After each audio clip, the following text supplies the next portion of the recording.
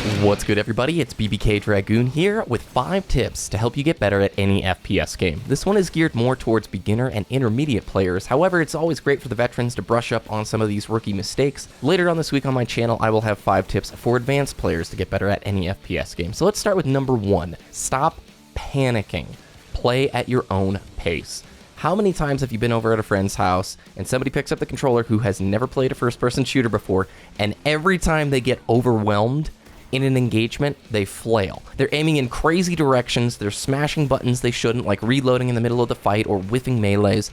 That is something that's very common with new players. When they get into engagements that are overwhelming, let's say a 2-on-1, they don't know what to do, they death grip the controller, their accuracy goes out the window, and they just start flailing. They start mashing buttons they shouldn't, like melee or reload, or sprinting into engagements that they shouldn't. One of the best things you can do as a new shooter player is take your time, sprint less, have your gun up more, and be very cautious when you melee or when you reload your weapon. Don't try and play fast. Don't try and play to the degree of somebody who's used to that game, used to the control scheme, and used to the rhythm of that particular shooter. It all takes time, and the best thing that you can do is when you get overwhelmed, don't panic, don't death grip the controller, and make a choice. Even if it's the wrong choice, just make one simple choice and follow through with it. The second one here follows up directly to this. Stop sprinting into engagements. And this does apply to games that don't have sprint. You want to be very careful when you are going across blind corners, when you're entering into a potential line of sight that the enemy may have vision of you.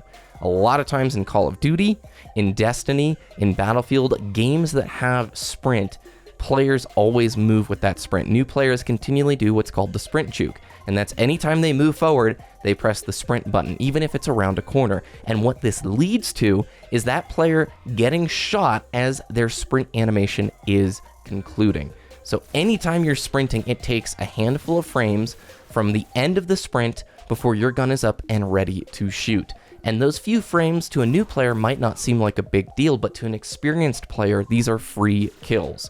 Anytime you sprint around the corner and your gun is down in the sprint animation, you have a missed opportunity. If you sprint around the corner and there's some enemy there and he's looking directly at you, his gun's up, he has a massive advantage. He's going to get first shot and you're probably going to lose that engagement. Stop sprinting around corners. Sprint when you need to get to a certain point on the map for a very specific reason. Let's say you need to capture the B hill, or let's say you know the heavy ammo is coming up, or you have a great idea where 3 or 4 of the enemies are, and you sprint towards that line of sight, but you don't sprint into that line of sight.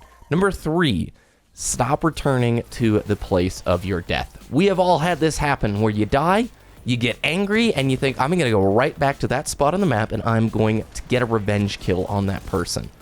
Don't do it. You are going to get baited, and you're probably going to die again. Experienced shooter players, and I know you guys can sound off in the comments about this, take pride in shooting the same player that died, returning for a revenge kill. It's one of those moments where it's like, oh, bro, you shouldn't have done that. I had this area on lockdown, and I had a pretty good feeling that you were going to come back to this place. Don't rush back to the place where you died. That is a surefire way to feed kills towards the enemy. Number 4, you never want to walk towards an enemy in a straight line during a gunfight.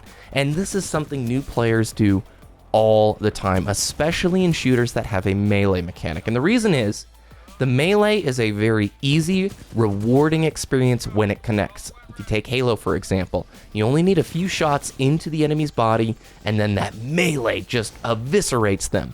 And when you're a new player and your accuracy isn't good, that melee becomes a crutch. It becomes this tool where you think, this is a really easy kill, and I'm not punished for having bad accuracy. I only need to be in like the general direction of aiming at him for my melee to connect.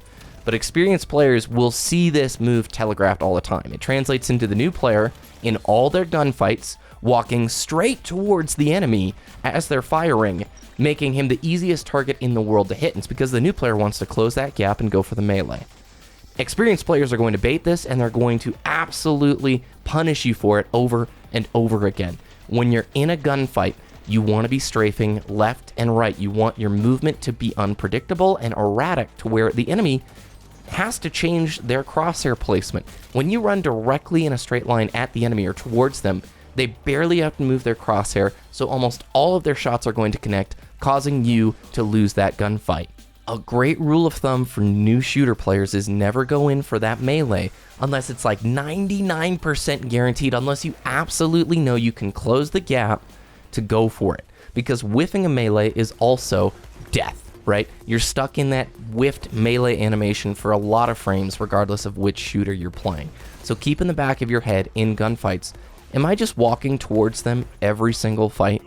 Am I not strafing left and right? Because if you are not, you're making the enemy's job a whole lot easier, because if you go straight, they never have to move their crosshair. My final tip, and this one is probably the most common out of any of these, keep your gun at head and neck level always. Do not look at the ground. I have worked with a lot of new players over the years, been making FPS tip videos for about 5 years now. And so often, I don't know really why this is, but players have their crosshairs aimed down at players' feet when they're moving around the map. And then when they get into engagement, they lift the crosshair up. You don't want to do that. You want to have your crosshair always at that head and neck level when you're navigating the map. I think the reason is when people look down, they maybe think they have a better field of view, like it's just easier for a new player, but you have got to get out of that habit as soon as possible.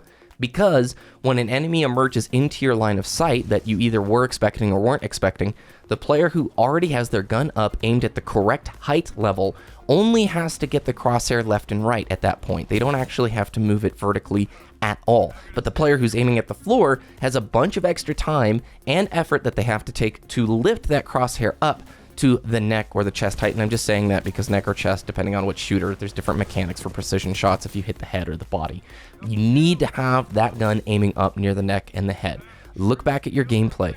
If you're on PlayStation 4 or Xbox One, you've got a DVR. PC, there's plenty of methods to record for free, like OBS. Watch back your gameplay. If you're aiming at the floor, this is one of the simplest and quickest tricks that you guys can change to improve. And that's going to do it for this video. It doesn't cover the full gamut of tips that can improve any FPS player. If you like this video, I've got a big list of more of these common traits and problems that are easy to fix and identify. And later this week, I'll have a video on my channel for advanced tips to help improve at any FPS game.